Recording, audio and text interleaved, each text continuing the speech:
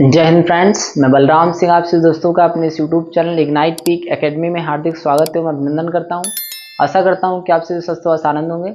तो पिछली क्लास में हम लोगों ने बहुविकल्पीय प्रश्नों के क्वेश्चन नंबर 6 तक के क्वेश्चंस को पूरी तरह से सॉल्व कर लिया था।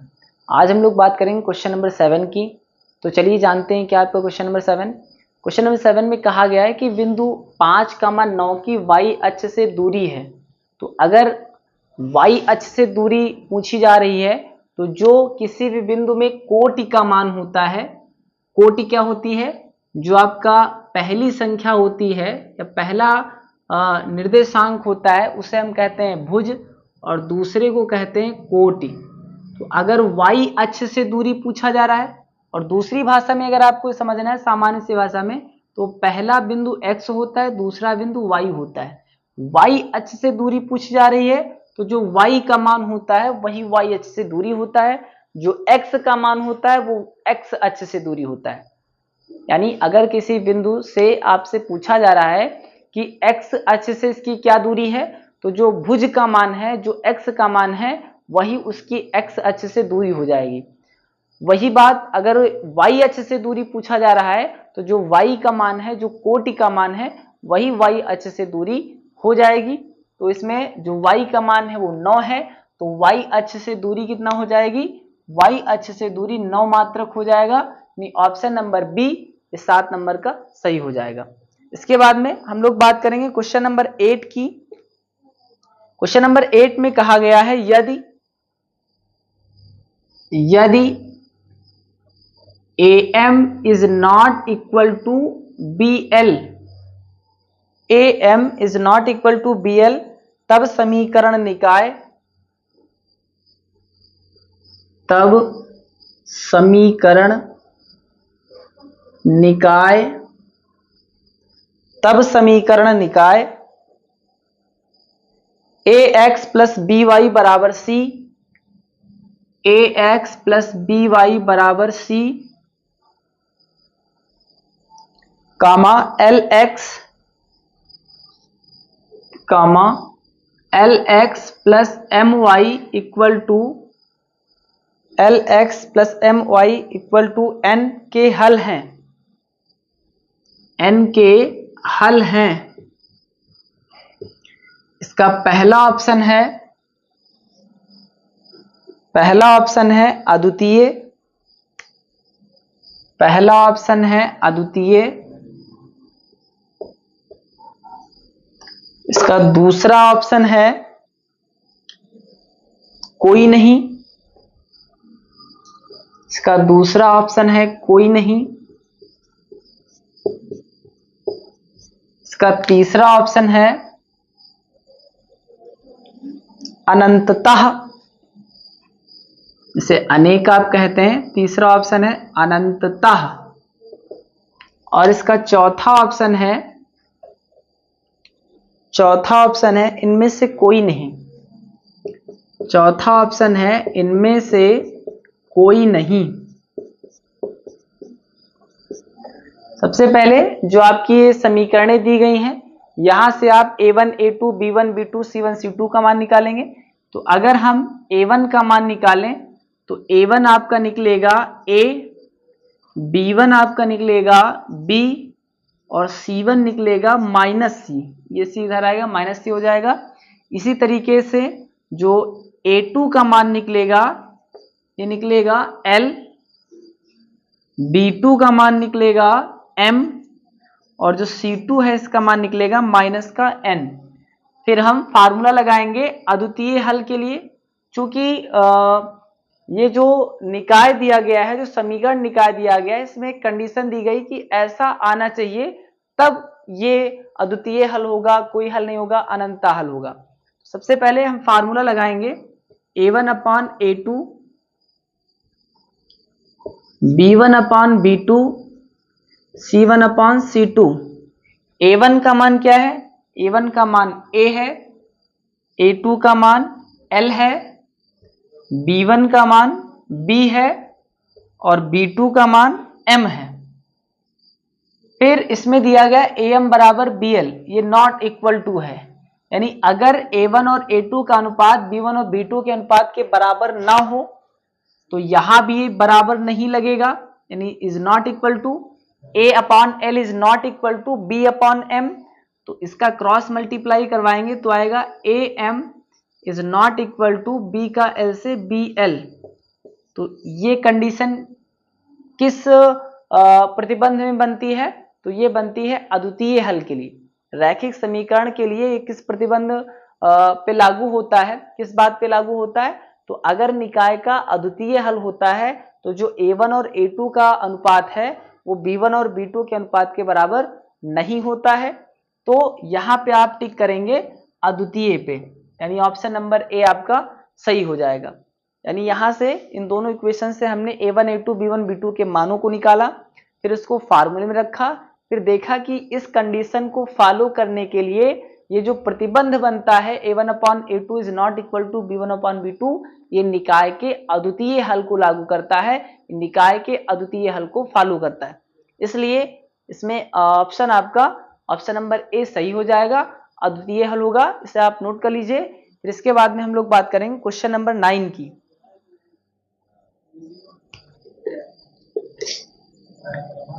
क्वेश्चन नंबर 9 है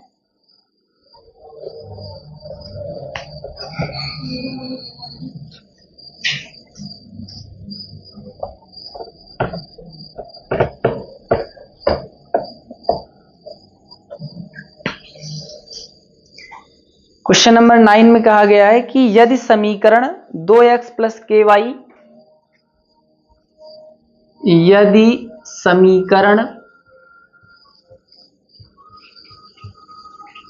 समीकरण 2x प्लस के वाई 2x प्लस के वाई बराबर 1 तथा 3x minus 5y 3x minus 5y बराबर 7 का कोई भी हल नहीं होगा, तब का कोई भी हल नहीं होगा, कोई भी हल नहीं होगा, तब इसका पहला ऑप्शन है 3/10, इसका पहला ऑप्शन 3/10, इसका दूसरा ऑप्शन है -3/10, इसका तीसरा ऑप्शन है -10/3 और इसका चौथा ऑप्शन है +10/3। सबसे पहले दो समीकरणें दी गई हैं, इन समीकरणों से हम a1 a2 b1 b2 का मान निकालेंगे। a1 निकलेगा 2, b1 निकलेगा k और जो c1 है ये निकलेगा -1, क्योंकि एक इधर आएगा तो माइनस का हो जाएगा। इसी तरीके से हम a2 निकालेंगे, a2 निकलेगा 3, b2 निकलेगा -5 और c2 निकलेगा -7।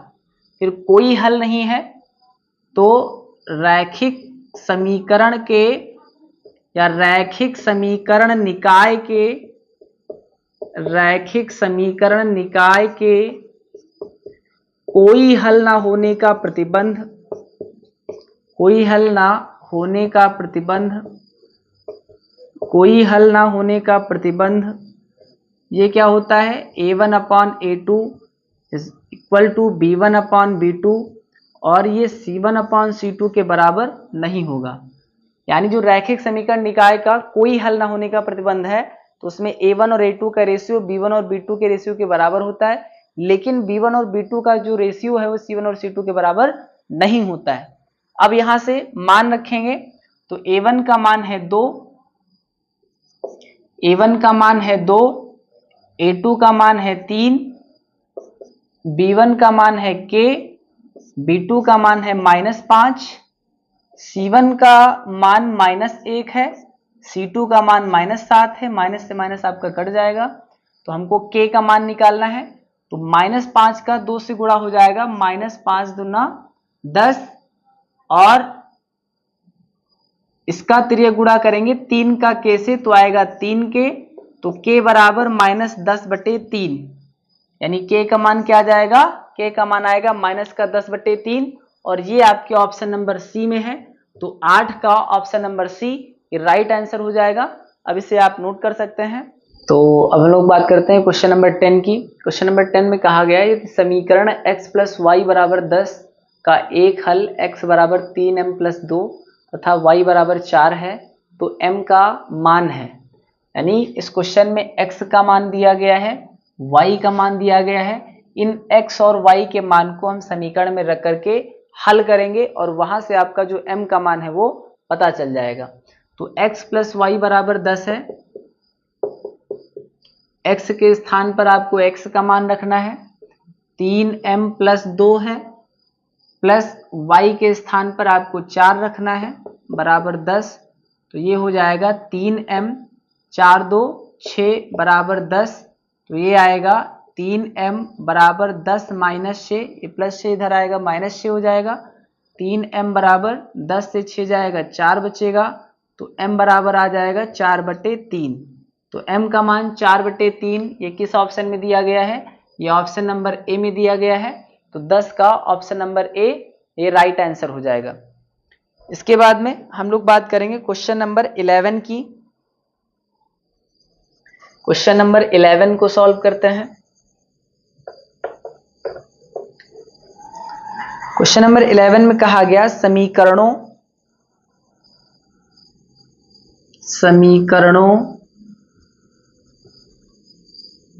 a1x + b1y + c1 = 0 और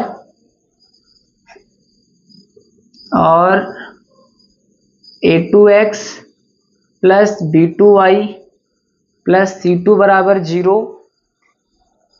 का कोई हल नहीं होने पर प्रतिबंध है, का कोई हल नहीं होने पर प्रतिबंध है, कोई हल नहीं होने पर प्रतिबंध है। पहला ऑप्शन इसका है a1/a2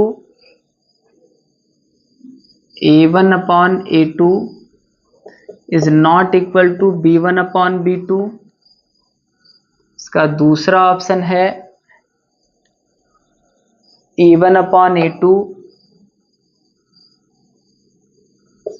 equal to b1/b2 is not equal to c1/c2। इसका तीसरा ऑप्शन है a1/a2 बराबर b1/b2 बराबर c1/c2। और इसका जो चौथा ऑप्शन है ये है a1/a2 plus b1/b2 plus c1/c2 बराबर 0।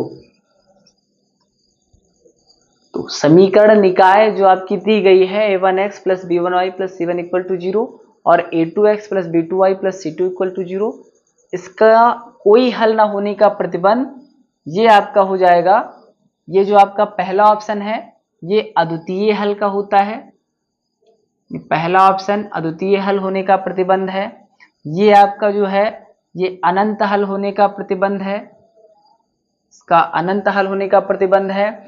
जो आपका तीसरा ऑप्शन है ये कोई हल नहीं होने का प्रतिबंध होता है, कोई हल ना होने का प्रतिबंध, कोई हल ना होने का प्रतिबंध ये आपका हो जाता है a1/a2 equal to b1/b2 and b1/b2 is not equal to c1/c2। यानी इस क्वेश्चन में आंसर नंबर बी आपका ये राइट आंसर हो जाएगा। इसे आप नोट कर सकते हैं। फिर इसके बाद में हम लोग बात करेंगे क्वेश्चन नंबर 12 की।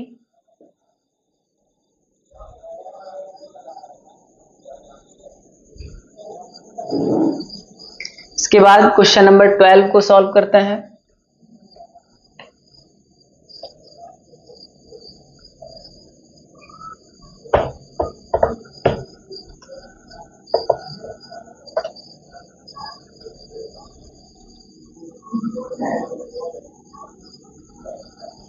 क्वेश्चन नंबर 12 में कहा गया है यदि p बराबर 10, यदि p बराबर 10 तब रैखिक समीकरण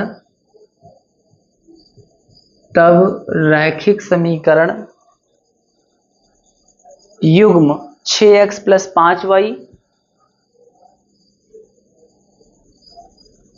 रैखिक समीकरण युग्म 6x + 5y = 4 तथा 12x + py बराबर -8 का कोई हल नहीं होगा। -8 का कोई हल नहीं होगा।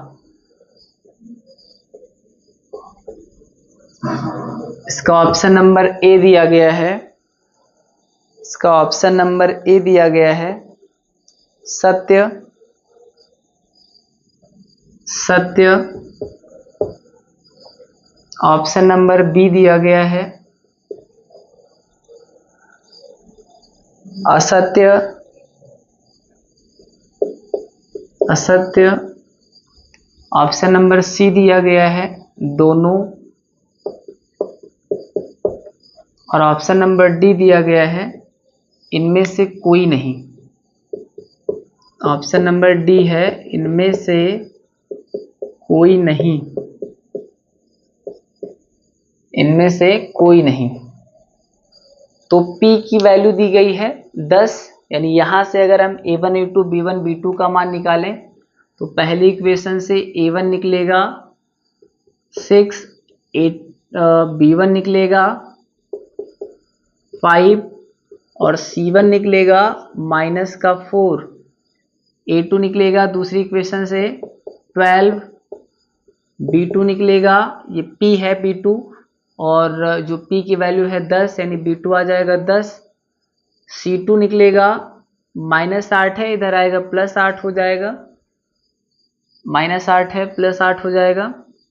अब कोई हल ना होने का जो प्रतिबंध है वो होता है A1/A2, ये बराबर होता है B1/B2 के, लेकिन ये C1/C2 के बराबर नहीं होता है।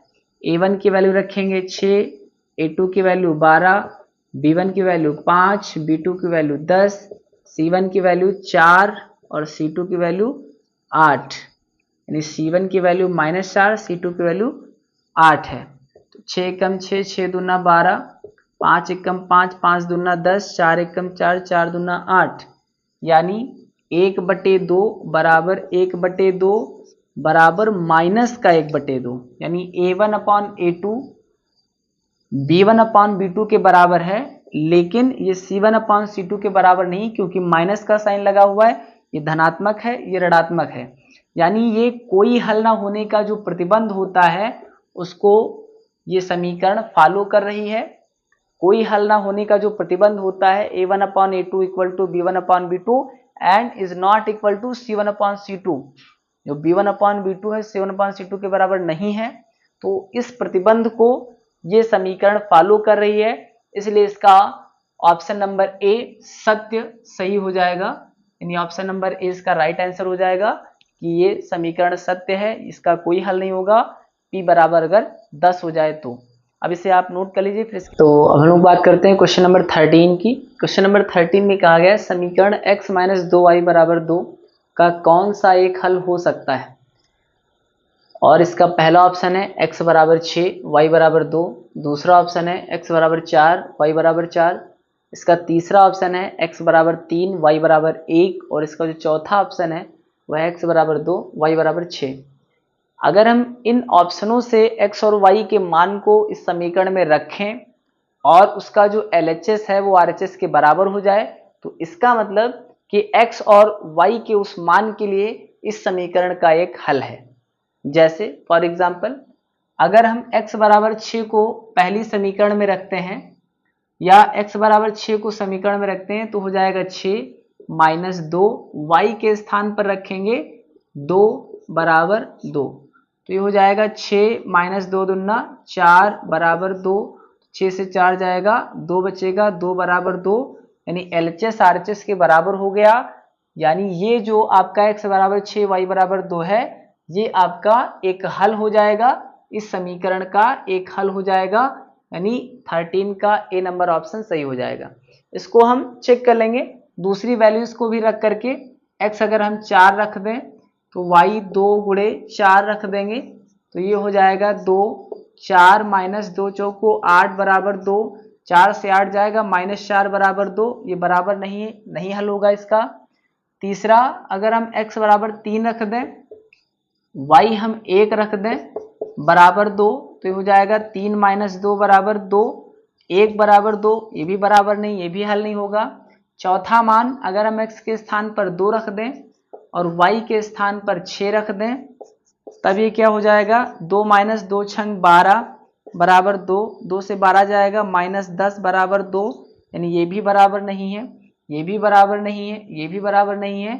आपका जो पहला ऑप्शन है इसमें LHS और RHS आपस में बराबर है, यानी x बराबर 6 और y बराबर 2 पर जो समीकरण निकाय दिया गया, इसका एक हल हो सकता है। आपका ऑप्शन नंबर ए 13 का राइट आंसर हो जाएगा। अब इसे आप नोट कर लीजिए, फिर उसके बाद में हम क्वेश्चन नंबर 14 को सॉल्व करें।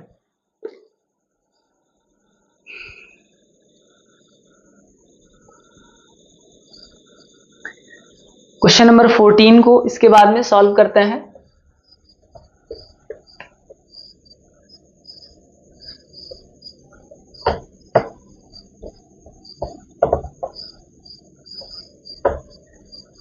क्वेश्चन नंबर 14 में कहा गया है कि x बराबर a, y बराबर 2।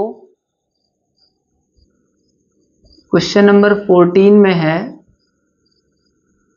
x बराबर a, y बराबर 2। 14 नंबर क्वेश्चन क्या है, ये है x बराबर a, y बराबर 2, समीकरण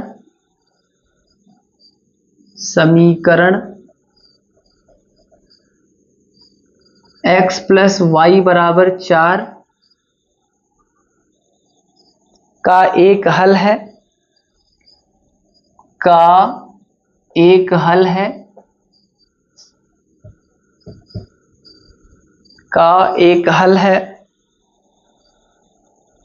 तब a का मान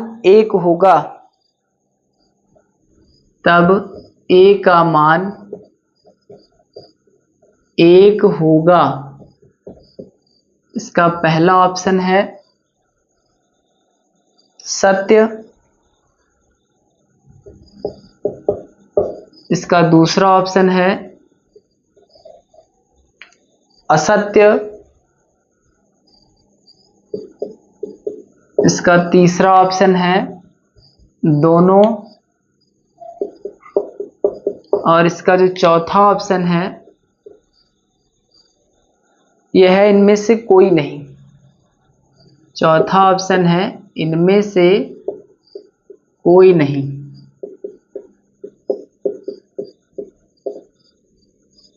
सबसे पहले x और y का जो मान है उसको हम समीकरण में रखेंगे, तो x के स्थान पर हम क्या रखेंगे, a रख देंगे, प्लस y के स्थान पर 2 रखेंगे बराबर 4, तो a बराबर 4, ये प्लस 2 इधर आएगा, -2 हो जाएगा, तो a का मान आ रहा है 2।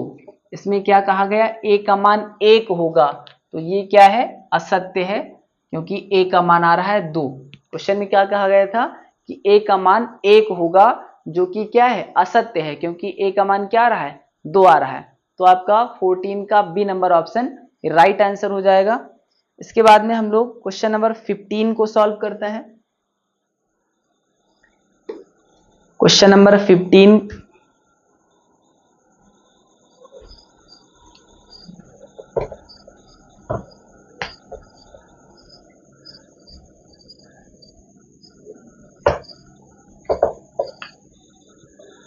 नंबर क्वेश्चन है, समीकरण x माइनस वाई बराबर 2,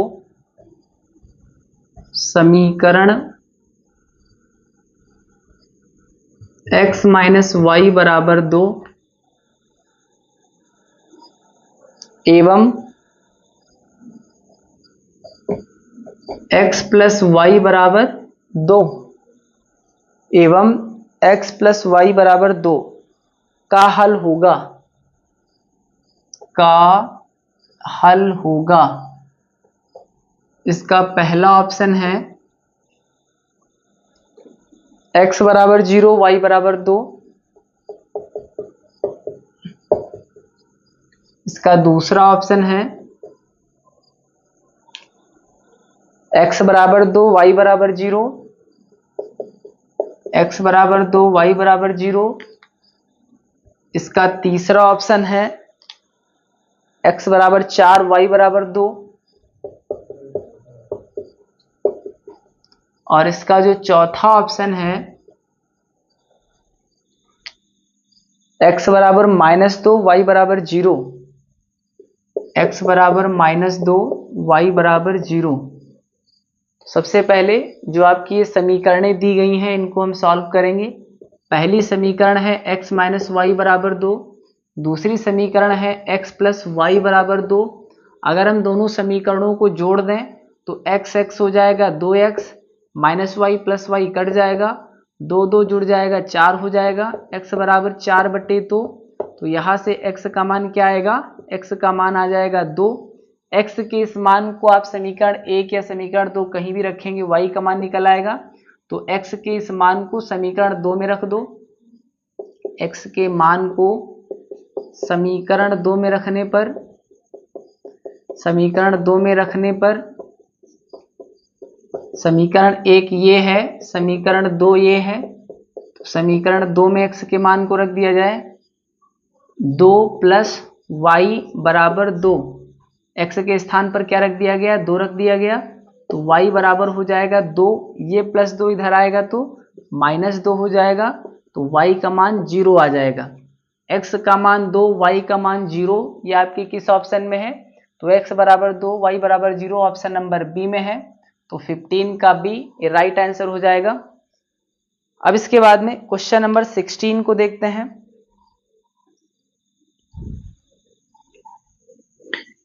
क्वेश्चन नंबर 16 जो है वो सेम क्वेश्चन नंबर 15 जैसा ही है। इसमें भी योग और अंतर 2 समीकरणों का दिया गया है और इसको सॉल्व करने के बाद में x और y का मान निकालना है।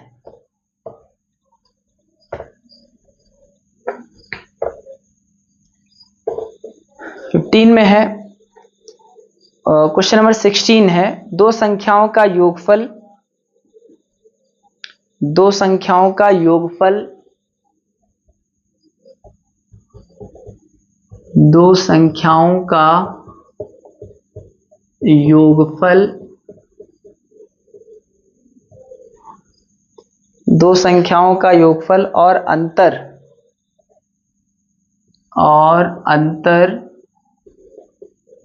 क्रमशः 8 और 2 हैं, तो संख्याएं होंगी। इसका पहला ऑप्शन है 6,2। इसका दूसरा ऑप्शन है 5,3। इसका तीसरा ऑप्शन है 7,1 और इसका चौथा ऑप्शन है 1,2। दो संख्याओं का योगफल, अगर हम वो संख्याएं मान लें, पहली संख्या x दूसरी संख्या y, तो इन संख्याओं का जो योगफल है वो कितना है, योगफल 8 है। और इन संख्याओं का जो अंतर है वो 2 है। अगर हम इन दोनों समीकरणों को जोड़ दें तो x क्या हो जाएगा, 2x हो जाएगा, plus y minus Y cut जाएगा, 8 और 2 जुड़ जाएगा 10 हो जाएगा। x बराबर 10/2, तो 2 पंची 10, x का मान 5 आ जाएगा। x के इस मान को आप इक्वेशन फर्स्ट में रख देंगे तो ये 5 प्लस वाई बराबर 8, तो y बराबर 8, ये प्लस 5 इधर आएगा -5 हो जाएगा। तो y बराबर 8 से 5 जाएगा 3 बचेगा। तो x 5 y 3 ये आपके किस ऑप्शन नंबर में आ रहा है? ये ऑप्शन नंबर बी में आ रहा है। तो 16 का बी राइट आंसर हो जाएगा, इसे आप नोट कर सकते हैं। अब इसके बाद में हम लोग बात करेंगे क्वेश्चन नंबर 17 की।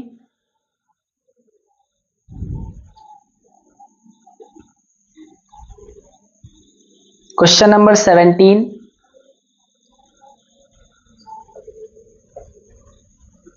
आपका फार्मूला बेस्ड क्वेश्चन है।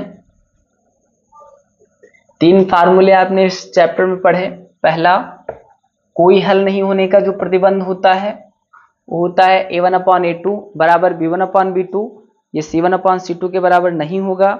अद्वितीय हल का a1/a2 is not equal to b1/b2। अनंत हल होने का a1/b2 equal to a1/a2 equal to b1/b2 equal to c1/c2। तो जो आपका अगला क्वेश्चन है ये फार्मूले पे ही आधारित है। इसमें कहा गया है कि a1x plus b1y, 17 number question, a1x plus b1y plus c1 equal to 0 तथा a2x प्लस b2y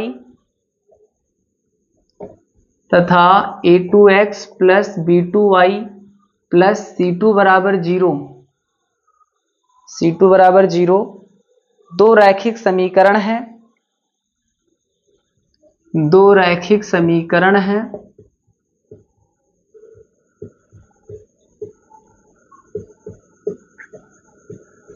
दो रैखिक समीकरण हैं।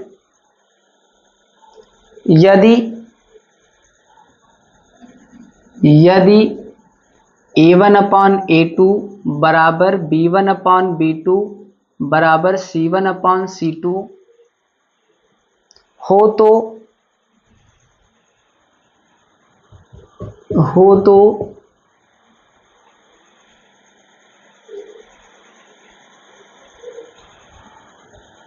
पहला ऑप्शन इसका है, इसका पहला ऑप्शन है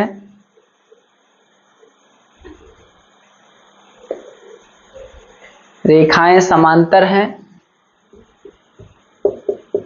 रेखाएं समांतर हैं। इसका दूसरा ऑप्शन है रेखाएं संपाती हैं,